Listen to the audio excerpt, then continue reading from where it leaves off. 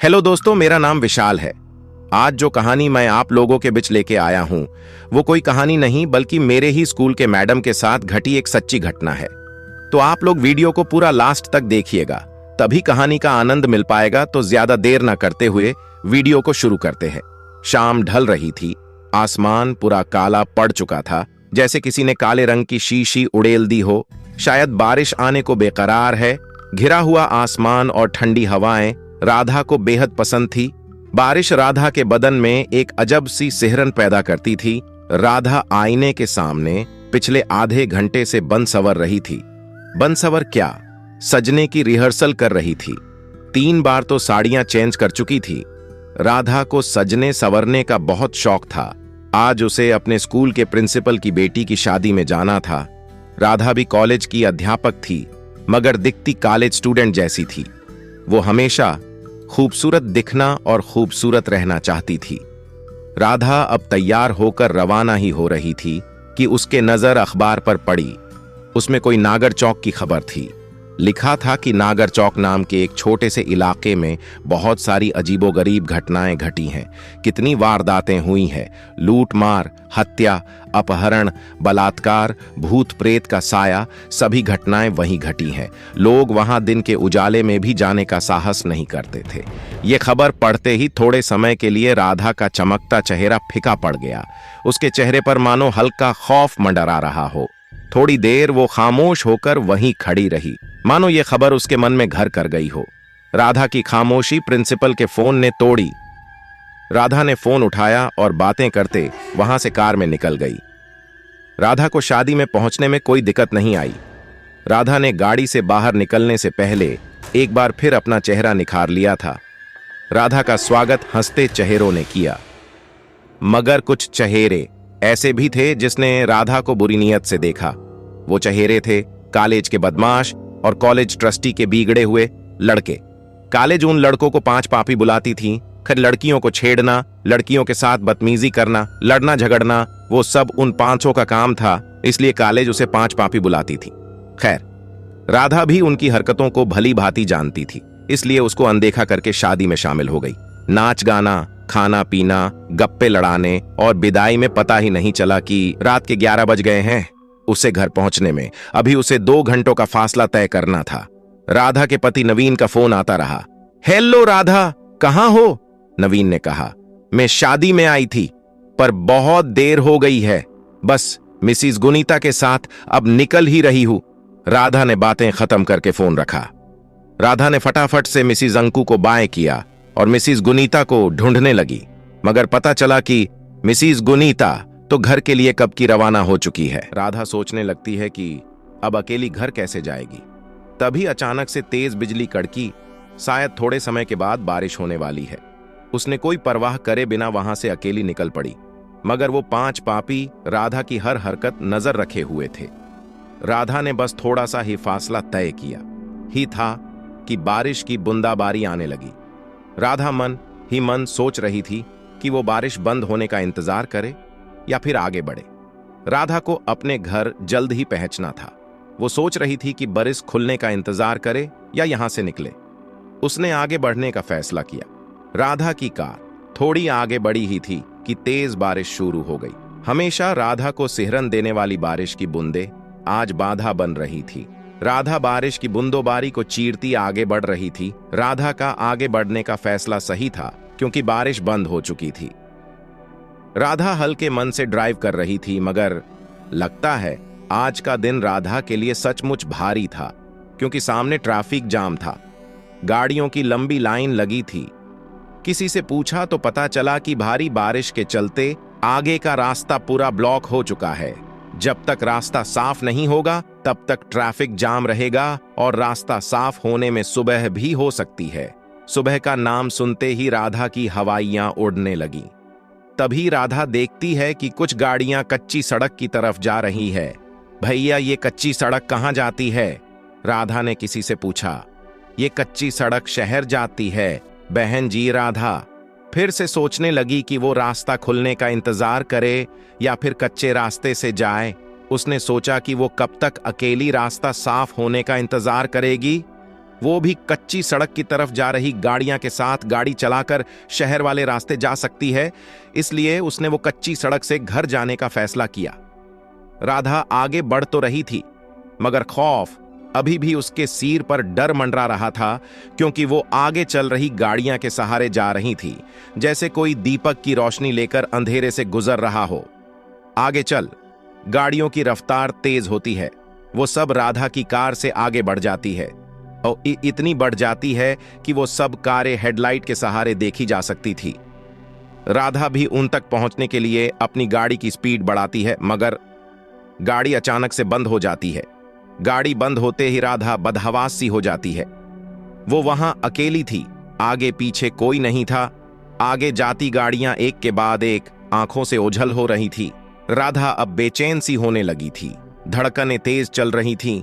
उसके माथे से डर की बूंदें एक के बाद एक टपकने लगी थी। उसके आंखों में खौफ साफ दिख रहा था। वो घबरा के जोर जोर से सांसें ले रही थी। उसने अपने पर्स से फोन निकाला और अपने पति नवीन का नंबर डायल करने लगी, मगर वहां मोबाइल नेटवर्क के नाम पर कुछ नहीं था। अब वो इतना डर गई थी कि वो गाड़ी से बाहर निकलना भी नहीं चाहती थी। उसे कुछ सूझ नहीं रहा था, बस गाड़ी स्टार्ट करने में लगी थी। वो बार बार चाबी को दाएं बाएं घुमा रही थी, मगर नतीजा वही गाड़ी स्टार्ट नहीं हो रही थी। अचानक से राधा की नजर उसके पर्स में जाती है और उसमें एक तावीज दिखता है। वो तावीज जो राधा की मां ने आखिरी सांस लेते वक्त दिया था और कहा था कि यह तावीज बुरे वक्त में तुम्हारी हिफाजत करेगा। राधा ने तुरंत तावीज लिया और आंखें बंद करके फिर से गाड़ी स्टार्ट करने की कोशिश करने लगी। मां का दिया तावीज काम कर गया था। गाड़ी एक झटके में स्टार्ट हो गई थी। राधा के तो जान में जान आई हो ऐसे राहत की सांस ली। राधा तावीज की शक्ति से अचंभित हो गई। वह समय व्यर्थ किए बिना वहां से चल दी। राधा एक आधा किलोमीटर का रास्ता काटी ही थी। वहां उसे एक बोर्ड दिखता है। उसे बोर्ड पे लिखा था नागर चौक। नागर चौक नाम पढ़ते ही रोंगटे खड़े हो गए और आंखें खुली की खुली रह गई। उसकी सांसें फिर से तेज रफ्तार से बढ़ने लगी। वही नागर चौक जिसके बारे में राधा ने पढ़ा था, जहां पर खून, बलात्कार जैसे वारदातें हुई थीं। उसने फिर से तावीज को हाथ में थामा और एक पल के लिए आंखें बंद की, जैसे वो भगवान से दुआ मांग रही हो कि अब की बार गाड़ी बंद ना हो।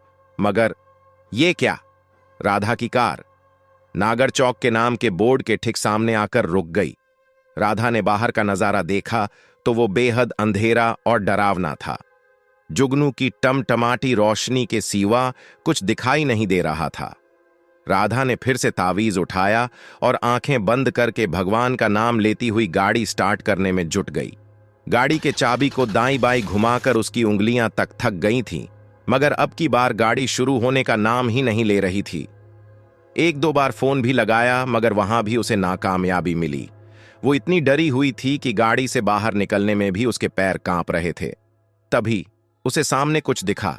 सामने से सफेद रंग की कुछ धुंधली धुंधली आकृति आ रही थी। राधा उसे देख दहल गई और बदन में कपकपी होने लगी। वो आकृति जैसे जैसे आगे आ रही थी, वैसे वैसे एक आकृति से 3 आकृतियां हो गई थीं। काले घने अंधेरे में सफेद रंग साफ साफ दिख रहा था। राधा उसे देख बस सोच रही थी, ये क्या आ रहा है? सफेद चादर ओढ़े कोई आदमी या फिर कोई भूत प्रेत? राधा के पसीने छूटने लगे थे। राधा ने जल्दी से गाड़ी के शीशे बंद है कि नहीं ये तसल्ली कर ली और वहां बैठे बैठे तावीज को थामे आंखें बंद करके भगवान का नाम जपने लगी। अब वो आकृतियां राधा के गाड़ी के आगे पीछे मंडराने लगी थी। सहमी हुई राधा जोर जोर सांसें लेकर हल्की सी कनकियों से देख रही थी। तभी किसी ने गाड़ी के शीशे पर जोरदार वार किया।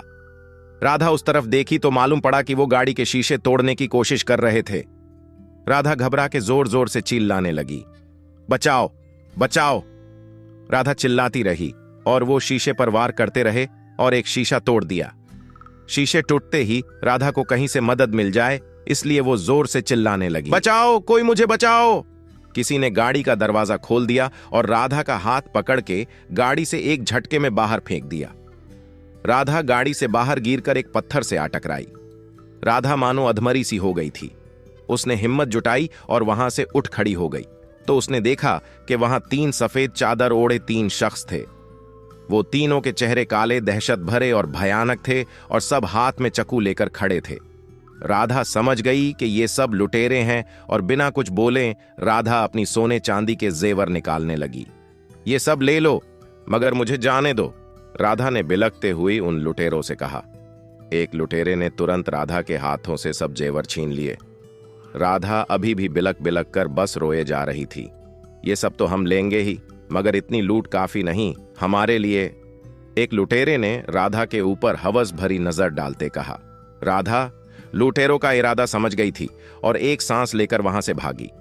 वो तीनों भी राधा के पीछे भागे, मगर सहमी हुई राधा कहां तक भाग पाती। उन तीनों भेड़िए ने आखिरकार राधा को पकड़ ही लिया।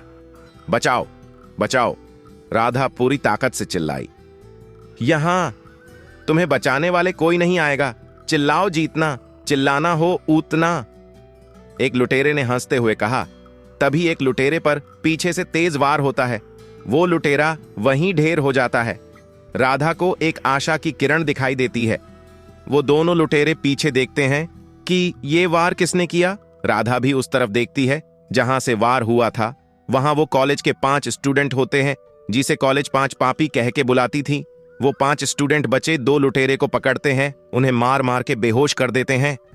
और राधा वहां सहमी खड़ी, आंखों से आंसू बरसाती बस देखती रही थी और सोच रही थी कि जिस 5 पापी को बुरा और गलत समझ रही थी, वही लोगों ने आज राधा को बुरे हादसे से बचा रहे थे।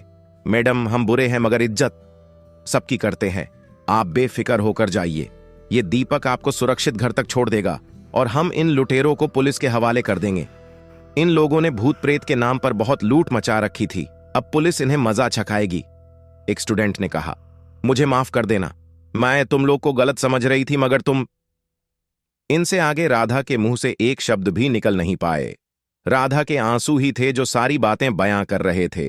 राधा वहां से सुरक्षित होकर घर गई। तो दोस्तों, आज की मेरी ये छोटी सी कहानी आप लोगों को कैसी लगी, कमेंट बॉक्स में जरूर बताइएगा और चैनल को सब्सक्राइब करके बेल आइकन की घंटी को ऑन कर लीजिएगा ताकि हम दोनों की नजदीकियां बनी रहे और मेरी आने वाली हर वीडियो आप तक पहुंच सके। धन्यवाद।